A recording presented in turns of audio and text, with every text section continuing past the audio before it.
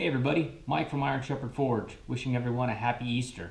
I wanted to get in some TIG welding practice on my welding positioner, but I don't have a welding positioner, so I use the next best thing.